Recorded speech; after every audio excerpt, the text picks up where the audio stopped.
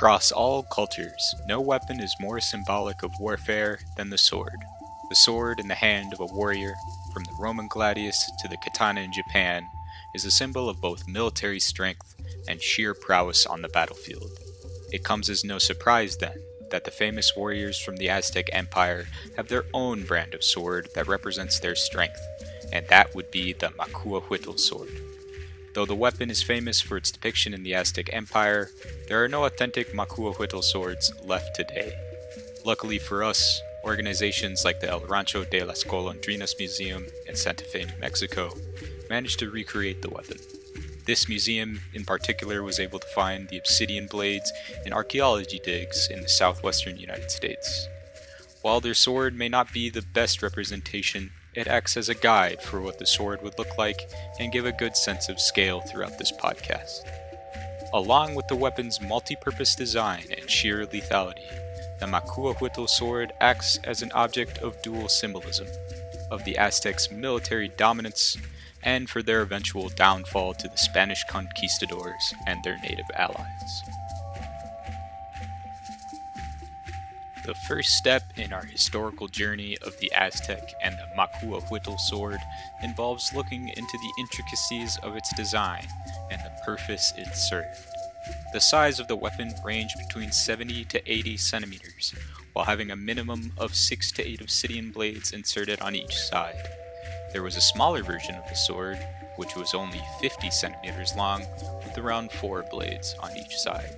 The weapon itself, while being more famously known as a sword, is more accurately described as a sword-club hybrid.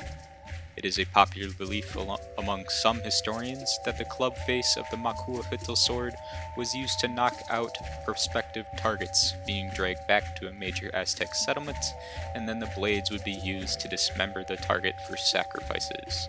Interestingly, in the city of Tenochtitlan, the temples where the sacrifices were carried out were called the Macuahuitl, which gave the weapon its name. As to the ability of the Macuahuitl sword to dismember body parts, there is evidence that it was not as easy as the reputation suggests. Tests done by archaeologist Marco Obregon found that the obsidian blades would break on contact with bone, but would continue unaffected when passing through flesh. He also found that when the blades did break, the microshards embedded in the flesh would severely limit the ability for the body to heal, adding to the weapon's lethality post-combat. With no doubts to its effectiveness, this offensive tool enabled the Aztec to begin their military conquest. When the Aztecs managed to establish their power base in Tenochtitlan in the early 15th century, their ever-expanding empire was done through the use of military force. The combination of arms, such as the adalas, slings, simple bows, obsidian spears, the Macuahuitl sword, and other broadswords, the Aztecs were able to arm massive armies with their large population.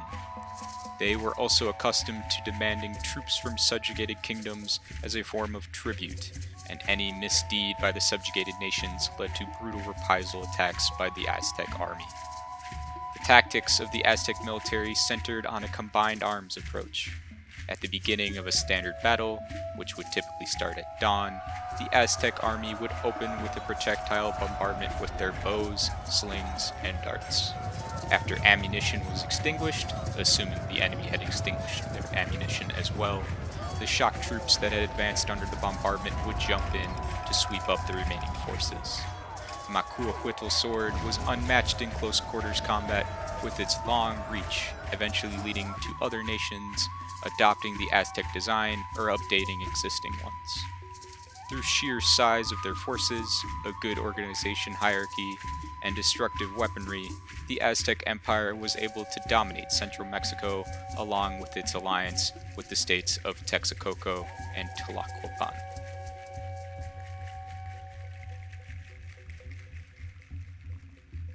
As with all empires, good things must come to an end.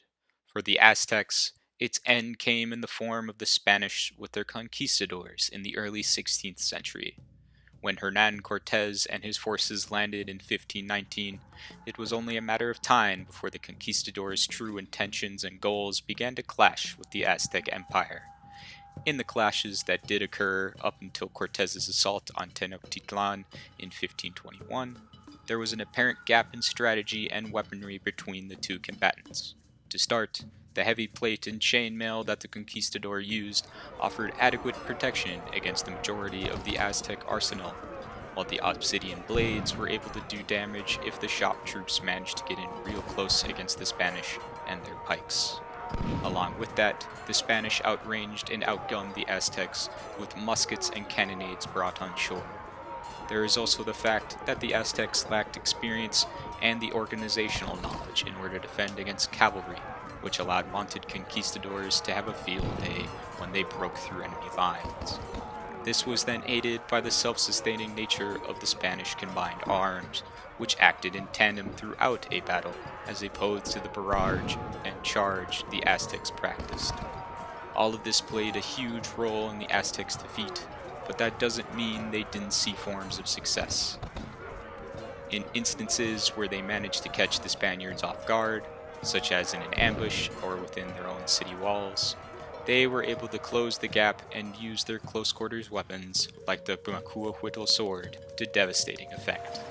Combined with their superior numbers in these engagements, they were able to force the Spaniards into retreat, though these battles were too few and far between to truly stop the Spanish from taking over. While the conquistadors had all of those military advantages, what truly allowed them to win was their shrewd diplomacy and their ability to rally allies to their cause. There is no doubt that Hernan Cortes would have been able to rule through the Aztec monarchy after he was invited into Tenochtitlan by Montezuma and subsequently taking him hostage, if he was not forced to fight off a rival Spanish force and leave the city.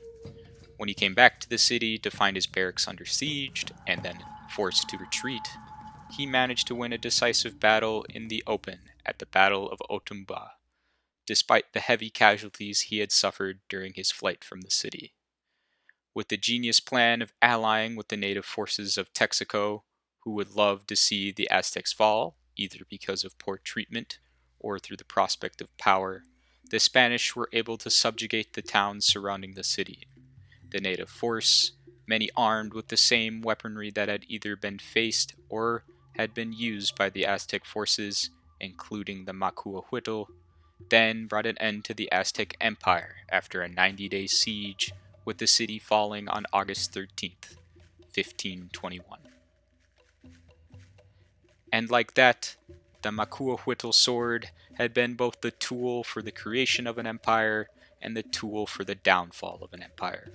It represented both the military prowess of the Aztecs, yet it highlighted its shortcomings when it came to battle-hardened and expansionist tendencies of Spain, and to the larger extent, Europe. And to that end, the Macuahuitl sword became, just like any other famous sword in history, outdated yet never forgotten for its iconic design and brutality. In a way, the fact that no authentic Macuahuitl sword exists today exemplifies how quickly the Aztec Empire disappeared, to be yet another faction in history that is remembered for its wonder and for its collapse.